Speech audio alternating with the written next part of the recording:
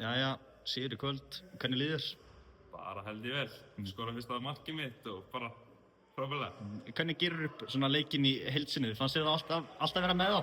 Já, ég vil svolítið vera með þetta. Þetta var svolítið auðvelt.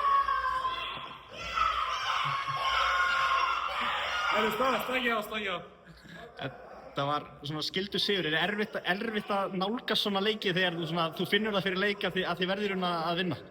Nei, ég vil svolítið vera með þetta. Bara koma allir 100% inn í leikinn og bara klára sigri. Fyrsta starti á þér og skorar eftir 4 mínútur. Ertu búinn að stimpla þig inn í liðið? Ég veit það ekki, bara við sjáum bara til. En þú varst núna á Ítalíu, varst hjá Inter Milan. Hvernig var þar? Hvernig var Ítalíu?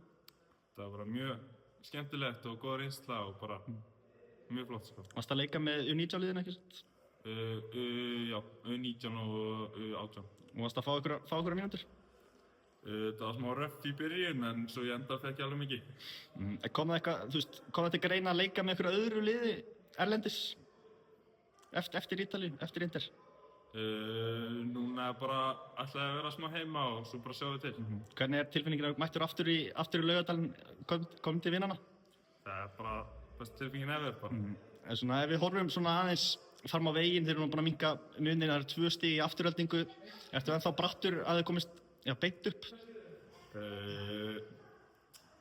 Ég veit það ekki, ef ekki þá bara tökum við upp spilið bara og vinnum það bara. Já. En núna varst þú, ég spurði stráka í fjölmiðlastúkunni sem að þekkja þig hvaða staða er hann eiginlega.